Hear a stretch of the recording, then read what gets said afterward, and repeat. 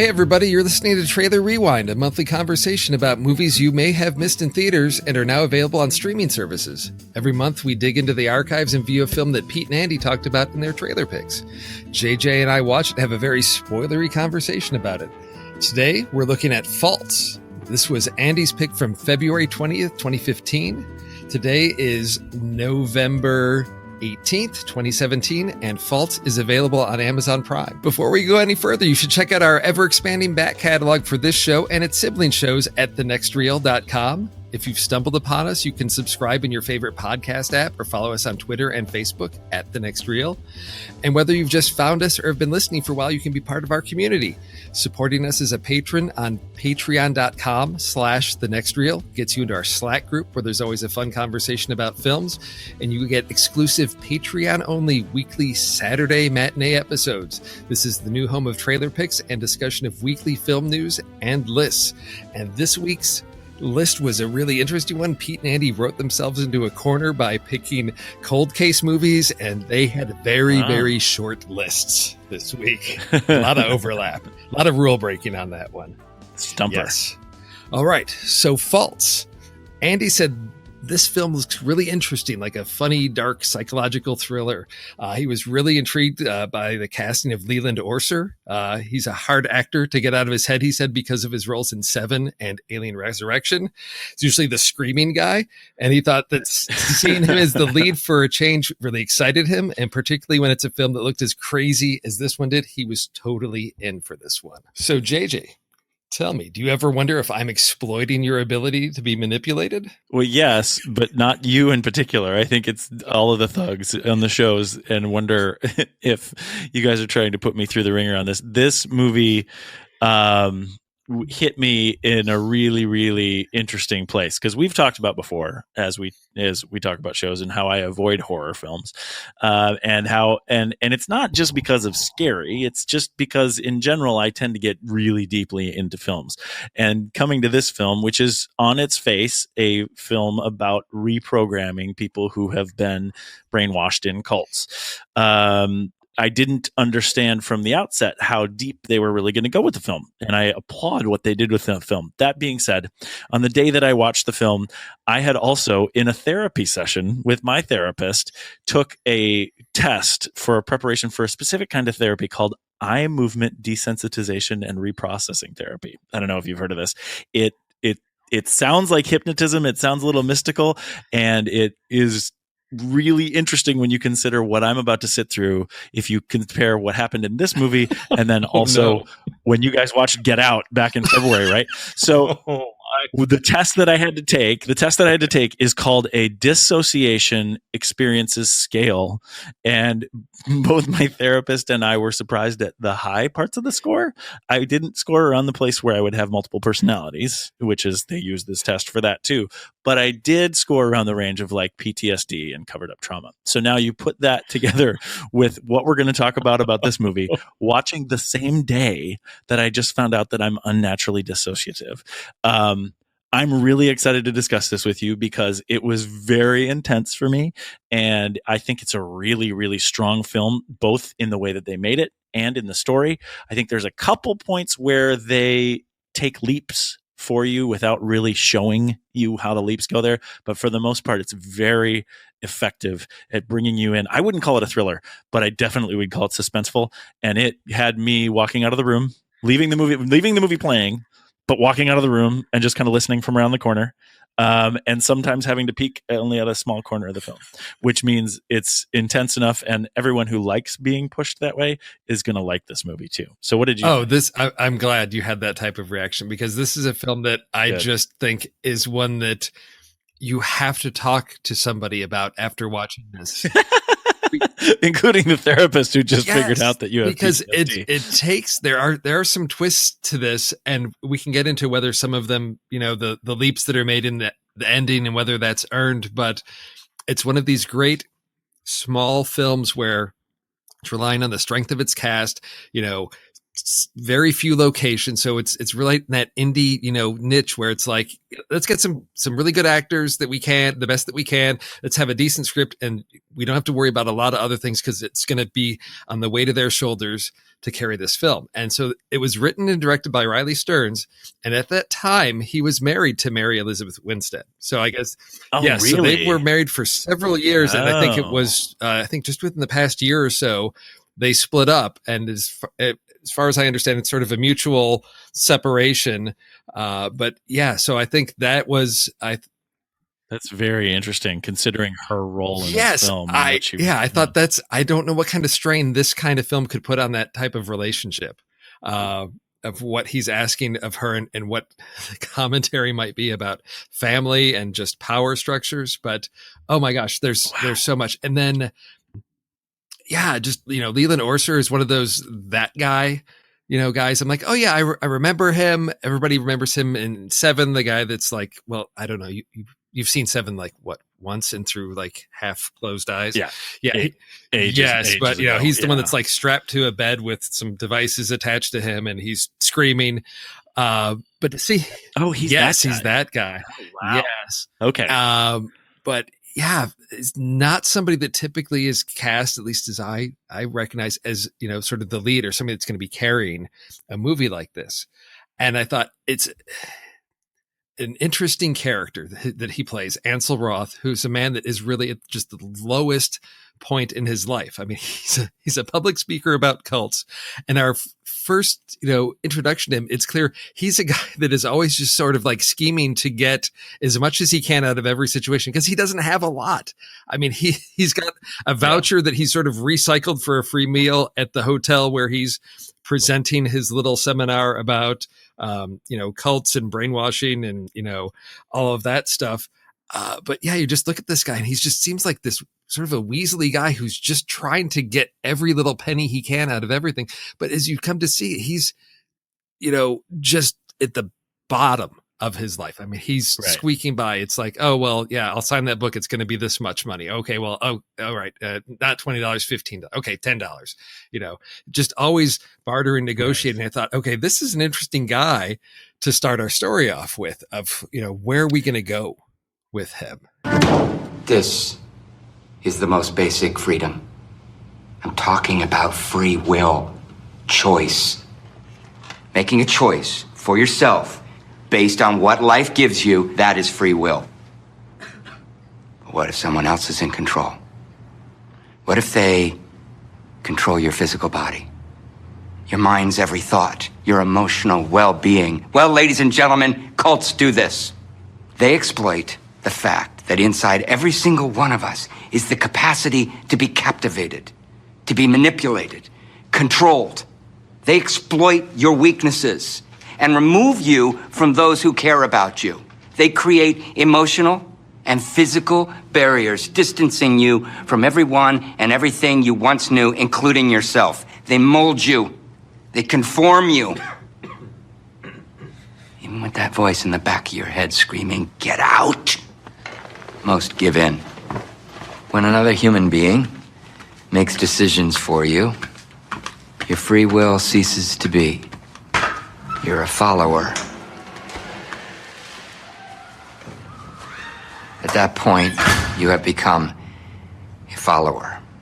And see, now that's something that I think was really superior about this film in the way that they explained his situation to you. So the exposition, how it happened over time, and how it happened in the way that we experience his situation with him. Now, that being said, as he devolves, even in the film, to more and more desperate, to more and more deprived, and his faculties becoming less and less aware, less and less capable, right? That's kind of what's happening as the manipulation becomes deeper for him.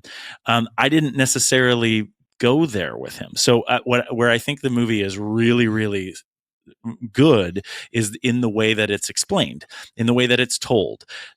The way that it's shown, I think, could have been, I guess, a little bit more intense. I don't know, but that could be because I was walking out of the room when I started getting scared. What did you think? This is one that I want to go back and watch again, because you get that Yeah. information in bits and pieces, because as he's at his seminar, one of the guys just comes up and just like decks him and, kicks him. And it's like, why does this guy have such hostility to him? But you start to get this larger backstory, this history, because I think there's somebody has one of his previous book and they wanted to sign. He basically disowns that. There's, something in his past that he's trying to distance himself from. And we just slowly get more and more of that. I think that worked really well, because I think it sets up, early on, he talks about cults having the ability, they basically exploit a person's ability to be manipulated.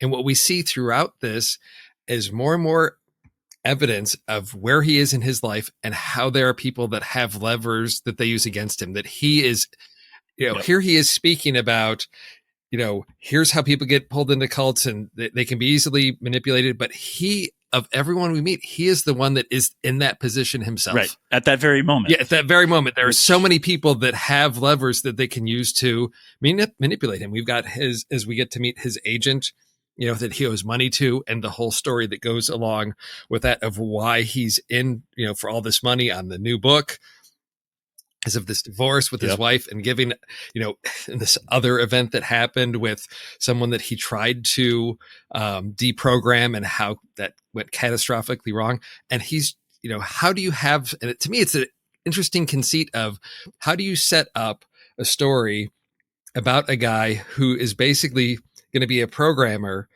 or a deprogrammer for people in cults, becoming basically the perfect candidate, because he's in a position where people can so easily manipulate him or force him to act in certain ways.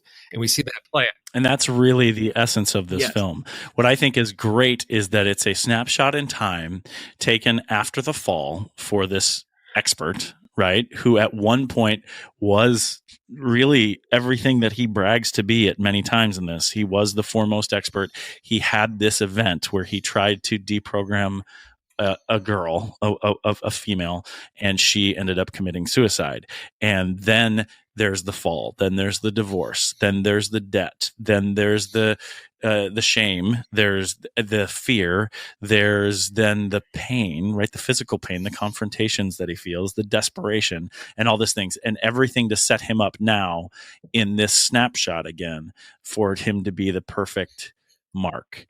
And that, I think, is such an interesting story to tell. And I really like how they did it, in that they didn't have to go bookend to bookend on it. They just gave us the snapshot of this ripe Mark for the picking, and what happens to him as he is really manipulated and taken advantage of himself. I thought it was really well done, and I'm glad they didn't give us any more. This is the kind of film where I complain a lot when we talk on the show about being spoon-fed exposition and being spoon-fed stories about people.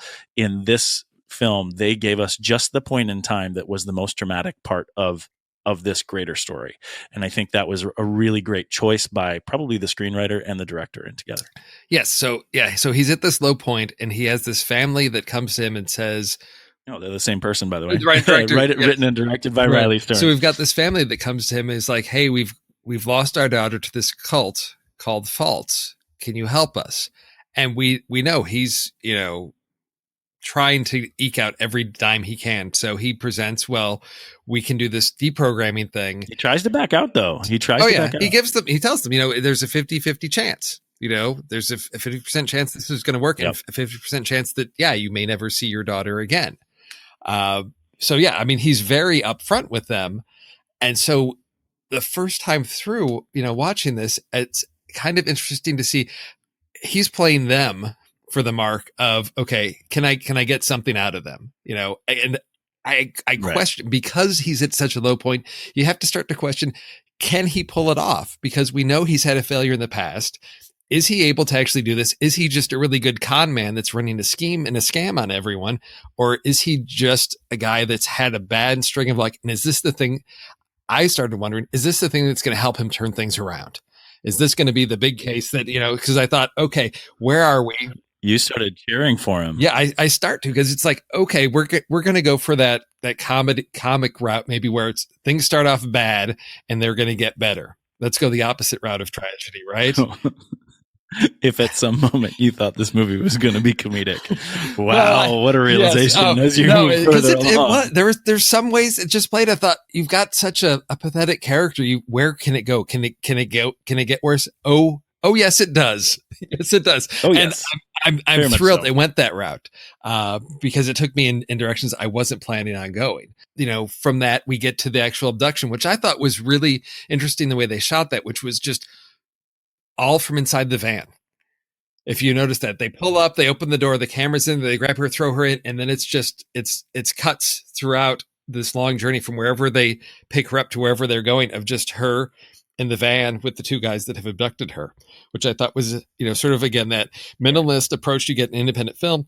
But for me, it worked really well. It was an effective choice of how to shoot that, show passage of time along that trip, just all internal within the van. And camera location through that and through the rest of the film as well was really, really thoughtful and creative. I thought that was really special. Every movement from one place in the film to another was done very creatively, and I think that was great. And then we get to the hotel room where we're going to spend the bulk of our story, and that's where we start to have the interplay between Claire and Ansel, although she does not like to be called Claire.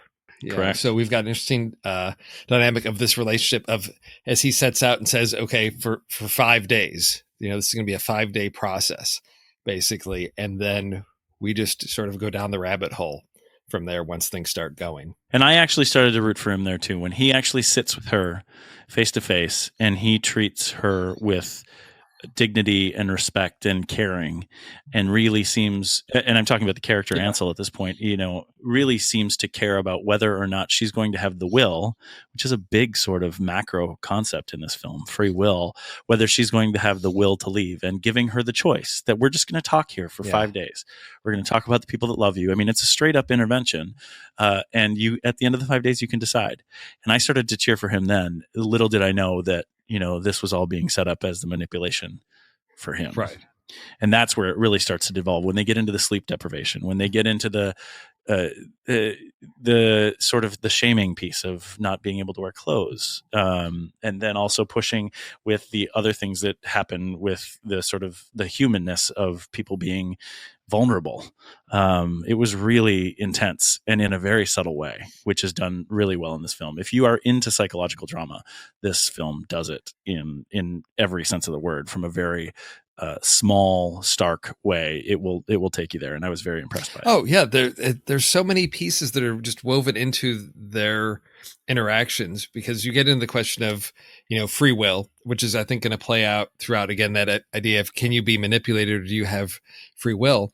But then the dynamics of the relationship between Claire and her parents, and I found myself wondering early on here, there's just something odd about this family. And is Claire really better?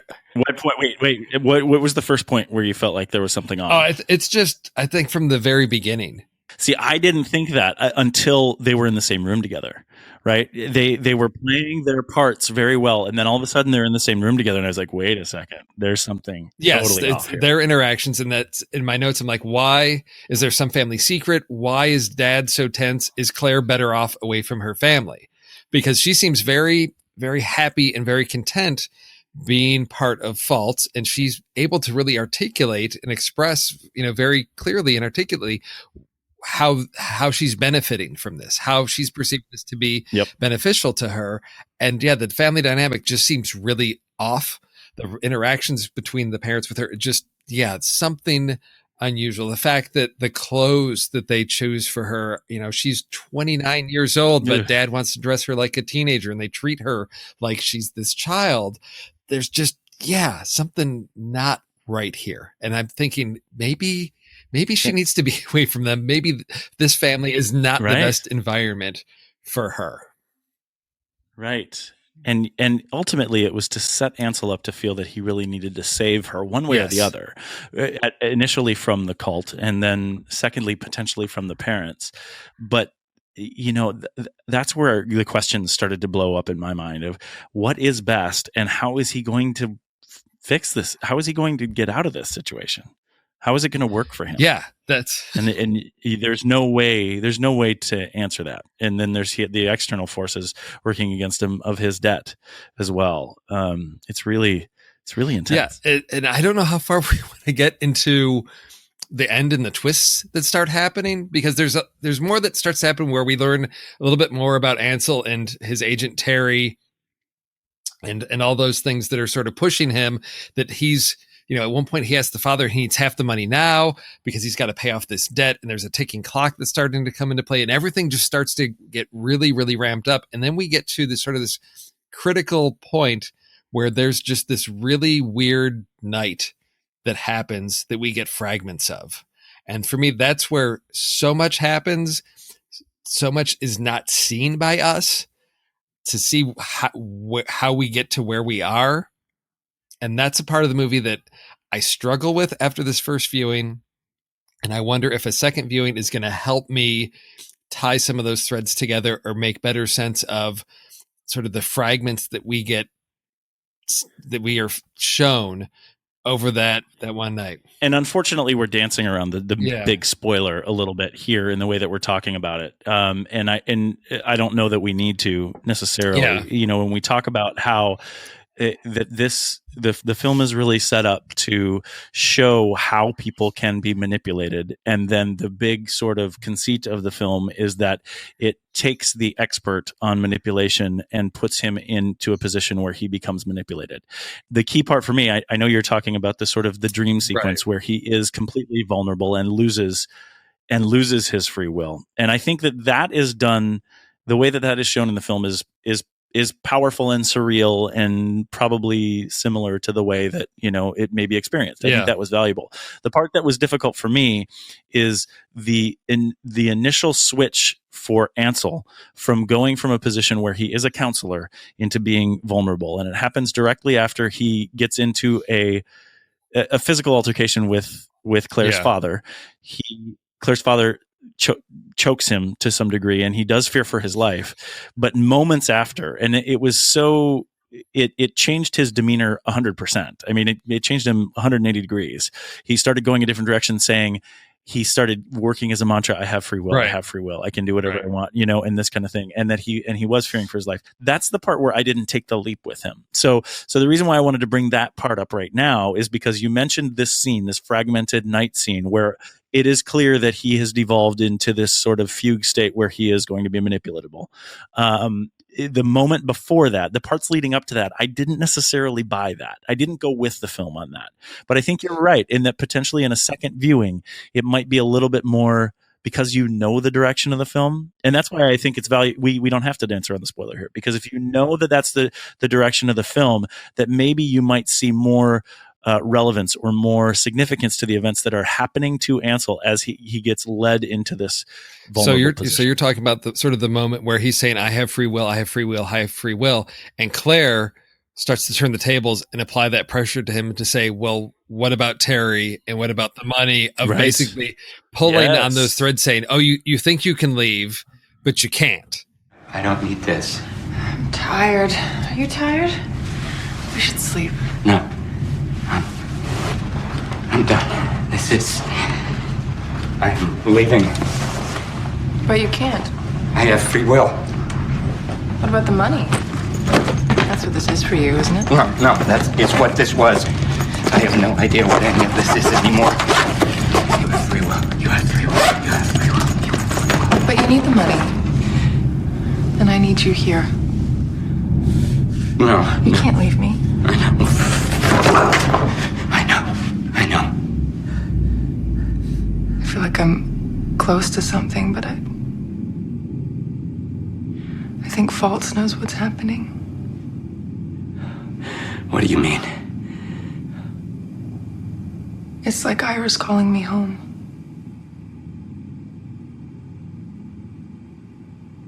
Do you think it's gonna happen? Are you gonna step outside of yourself again? You believe, don't you? You should sleep. What about you? I don't think I can. Why not? I'm not sure. sure you'll be here when I wake up? Yeah, this is an interesting twist now because, And that's one of the directions. And then the other direction is, I need you. Yes. I need you to help me here. Right. And so she starts putting him in all these places. And it's powerful. It is. And it's to me, I thought, oh my gosh, what just happened? How did we get here? This to me was just constructed so well to have all the pieces in play at the right time and all the right information being revealed so that when we get to that crucial point, for me, I saw Claire apply those levers and I thought, and I went for it and I said, okay, I can see that because, he does start off in such a pathetic place at the beginning that clearly he has made all these choices and he's a victim of these choices that he's made. And although he talks as much as he wants about free will, he's not willing to embrace that. And I think Claire Totally. leaps on that. And that's where it becomes an entirely different story about who's really in control here. And ultimately, Yeah. And, I agree with you. I think it was set up perfectly. I think the story did a great job of bringing us there. I just question emotionally the sort of implicit nature of what's there. And again, it might just be because it was too quick for me in the film. But I didn't necessarily I was surprised at how vulnerable he became so quickly, at how quickly he turned. But that being said, it was still such an interesting thing to watch. And all of the pieces of the puzzle were there. I just don't know that the picture was exactly how I expected it to look. All right. Yeah. So the question I have ultimately, as twisted and weird as this ending gets, of Claire basically turning the tables on him, is she actually able to set him free? Does he now have, I don't want to say he has free will, but she's freed him from those elements that have been manipulating him in his previous life. Now he's, you can argue he's been brainwashed. He's been converted. He's become part of, So this is going into my therapy piece a little bit, right? So because the EMDR therapy, and I think to some degree, a lot of really sort of extreme measures that happen in psychological therapy as well as in psychological manipulation require some measure of buy-in for them to be successful. And you pose the question, did she set him free? I think if we're being objective about it, I think the answer has to be flatly no. That being said, if we consider his situation and we consider his human desire to be released from the concerns and the stressors that you're talking about, I think that ultimately she gave him the freedom to have what he wanted, which was to let those things go. So I think it's a two-pronged answer. I think from my seat in the audience watching it, it was horrifying to watch him let go and become a disciple. Right. But I think your question is totally relevant and totally valid for this, in that maybe he's better off in this position, considering where he's coming from.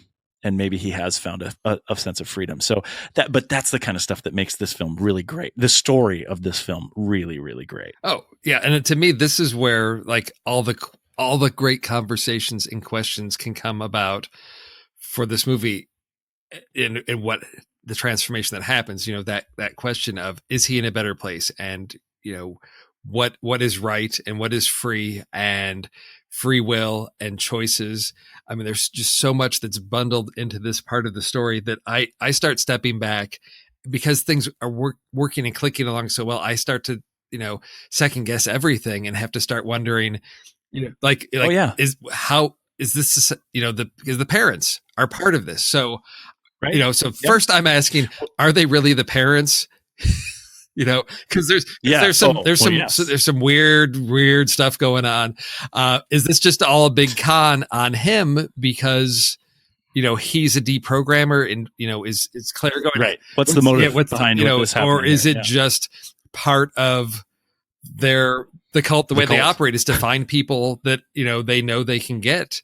And he's fitting the profile of, here's a person who's miserable, and they feel that they'll be able to free him from his misery. So, there's so many levels and so many ways to look at this that is such an optimistic, positive way of looking at what happened in this movie. I want to applaud you for going that direction with it, because I couldn't go there. I was so terrified for him. I have to ask, have you ever been hypnotized? No, I have not. So I have not either. And at one point I went to a hypnotism conference with a bunch of doctors of hypnotherapy and whatnot in Long Beach, California. And they asked us, there was this master hypnotist there. And at one point they asked everyone in the audience who's never been hypnotized. And then so the people who had never been hypnotized, they all get those people up on stage and they're like, okay, we're going to do it. We're going to really do this. And they went through, their protocols on the front end of it, and having us do the certain dual stimuli pieces and trying to think. And at one point, the hypnotist leans over to me on stage and he whispers in my ear, he says, "You can go sit down now." because it wasn't possible for me, because I didn't buy in. Yeah. And so that's the piece too of I am happy that you had this perspective on this film, because it was totally scary for me. It was totally suspenseful, and it was totally giving up free will. So I think it's a really positive way of looking at the possible perspective of even the organization of faults, right? Right. And saying we're going to bring positivity to people who need it.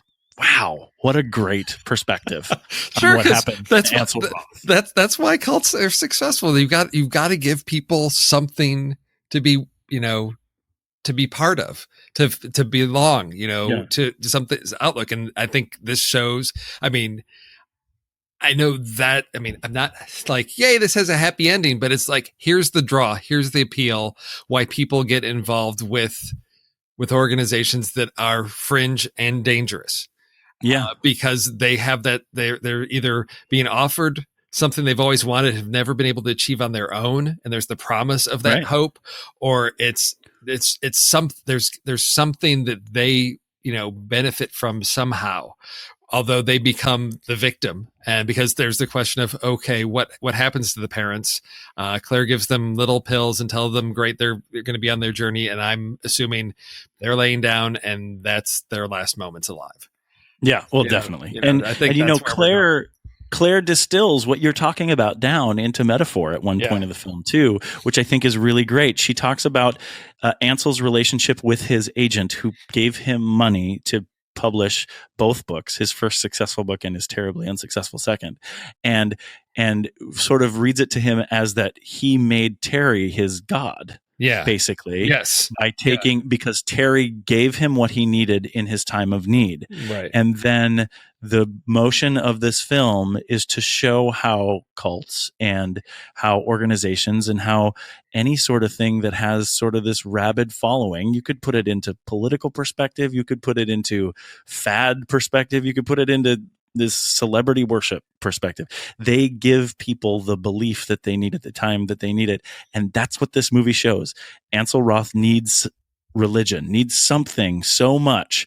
And Claire / Ira, which is the name of the sort of savior deity that becomes through in faults, gives him that at his deepest point of need. And she becomes his new higher power. Yeah. Ooh. Yeah, so this is very spoiler heavy for a review for us, but I want to say I think it's good enough. So it's interesting also that we're back ending this to Miss Sloane, right? Yes. Because it's similar in all of the different things you're going to have in the film, but I think differently than Miss Sloane. I think you're going to want to know the ride that you're on when you come up against faults. Whereas Miss Sloane, being there for the ride is really part of the joy. Yes, and I guess if it becomes as intense for people as it did for you, that sort of knowing the direction that this is going, because it is such a unusual tone, I think that it takes, and it goes in directions that are completely unexpected, that to be a little prepped for that, so that you're not as unsettled, and I think to allow you to engage with the story and characters rather than being distanced from everything because of why am I seeing this? What is going on?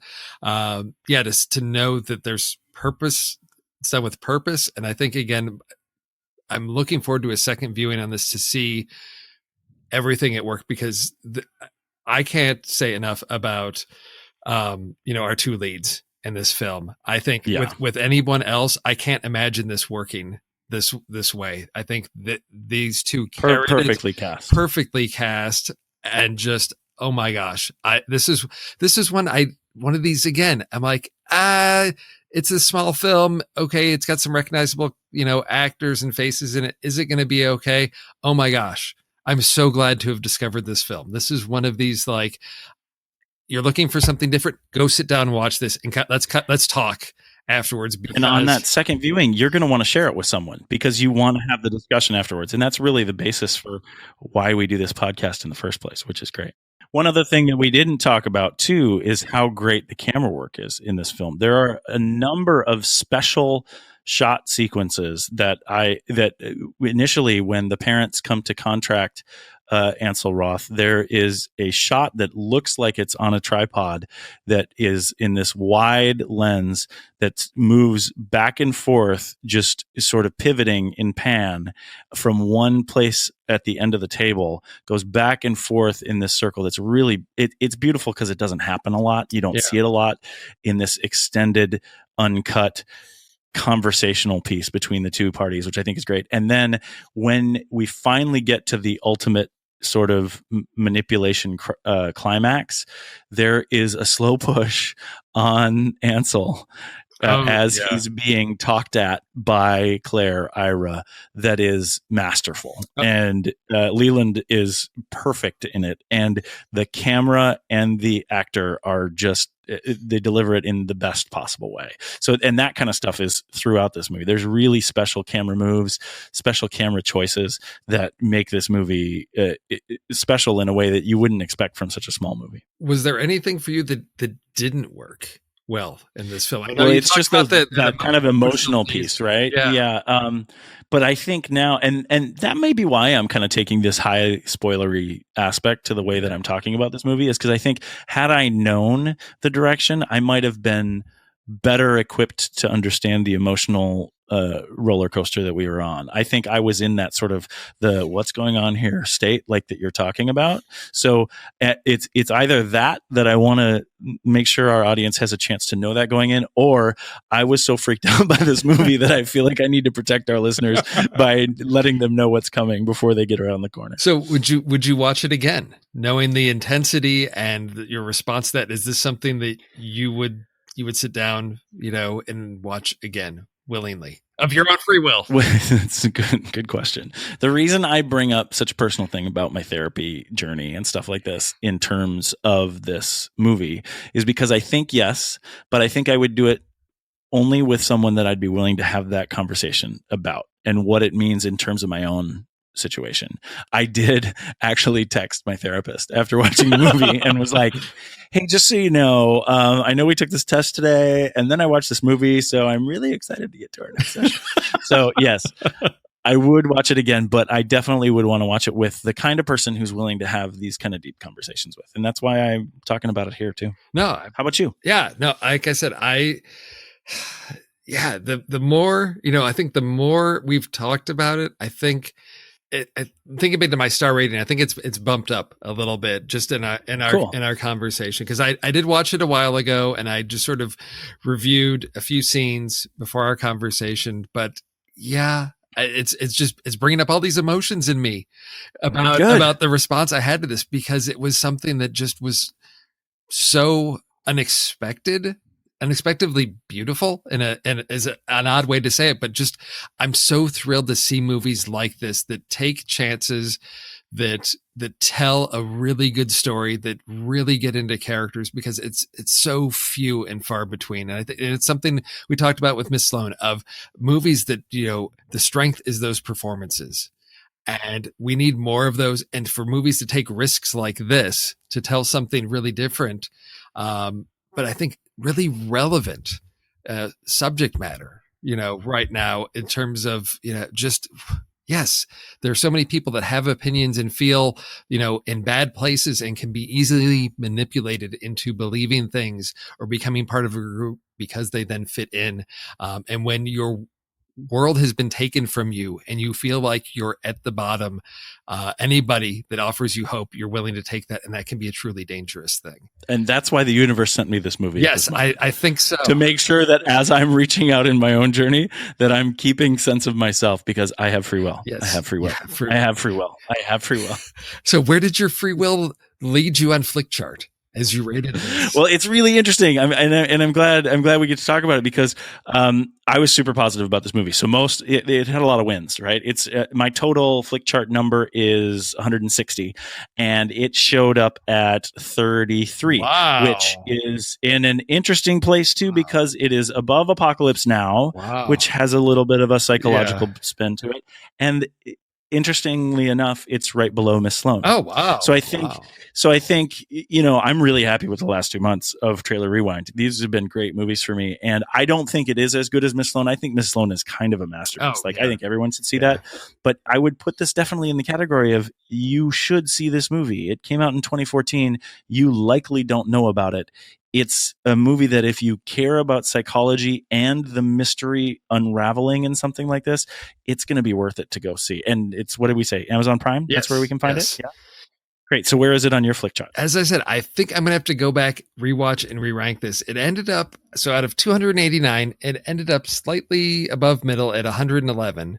And it's below Shaun of the Dead and above Furious 7, which is I don't know Fast and the Furious 7.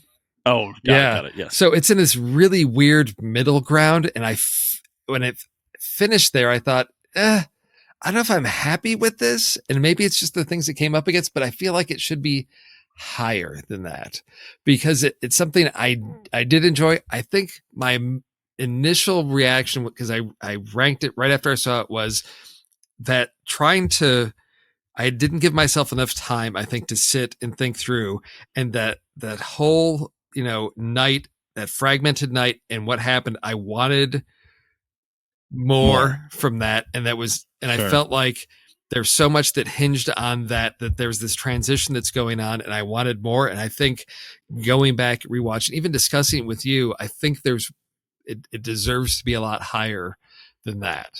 So, because it is, something that I did enjoy, and I think it deserves more than the middle. And we've talked about a lot of interesting movies, this past couple months. Because we had Miss Sloane, we had The Experimenter, also earlier. Again, manipulation, but just really the psychology of people, and we've had real interesting sort of late summer, fall here with these films that are all, I think, worth watching, and not necessarily holiday fare to get to, but I think films that definitely merit a good conversation, which I hope with all the other big superhero boom movies going out there, that people will find time to sit down for like an hour and a half to watch a small film like this, because it's just a great experience that hits you in a different level.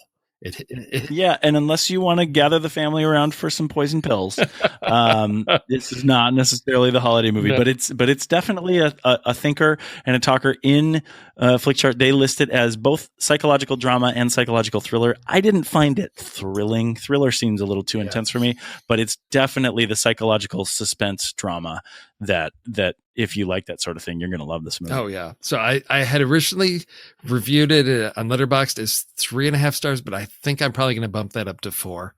And see, even as I'm talking about, I think 3.5 is right for me. 3.5 is right as well, and definitely a like. Definitely like. But like I said, I think I'm hoping that I'm rewarded on a second viewing, because I think there's just such rich texture to this film that on a second viewing, it's going to give me an even more rewarding experience, if that's the right way to describe that.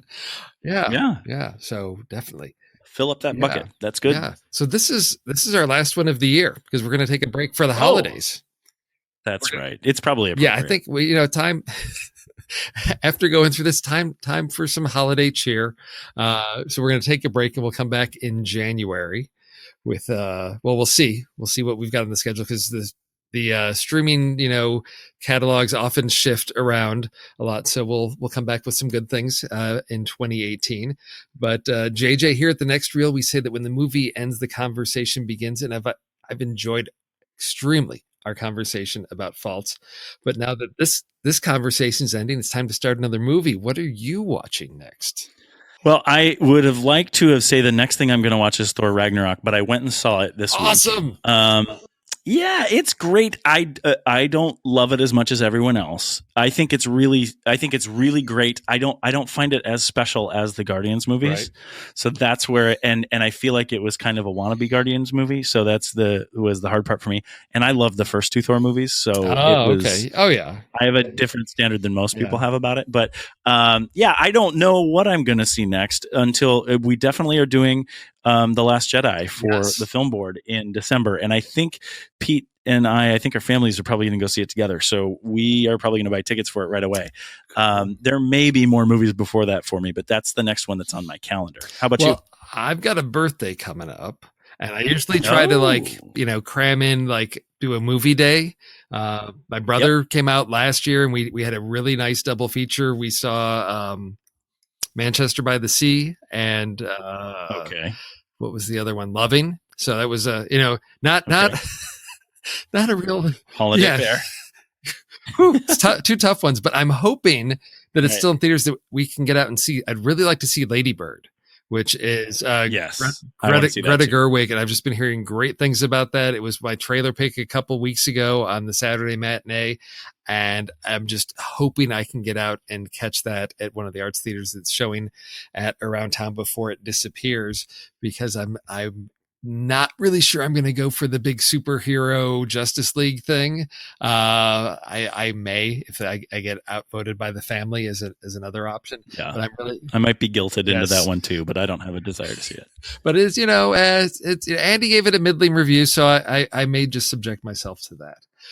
So that's sort of what I'm looking for on the big screen. Yeah, definitely looking forward to the next Star Wars movie, particularly since I have been totally spoiler free. No trailers, no nothing. I know nothing about this movie. So I'm really looking forward to walking into this one. I've seen the trailers and I know nothing about it too. So I think we're in the same place. All right. Well, everyone listening, we've had a great year with you. And if you haven't already, give us a rating and a review on iTunes. It helps other film fans discover us. And we hope you will help other film fans discover us, because there's nothing more thrilling than discovering a group of like-minded fans online. It's like finding a new home. And once you found us, follow us on Facebook and Twitter for assorted film geekery and posts during the week. Or even better, you can help out The Next Reel by supporting us as a patron on patreon.com/thenextreel. But the best thing you can do is go watch a movie with a friend and then sit down and have a conversation. Go watch Faults. It'll be fun. Yeah, it'll be fun. And it'll be a conversation. It'll be a conversation. A fun conversation. But if you do watch one that we've discussed, we'd love to hear from you and get some feedback from you. Please share. Hondo.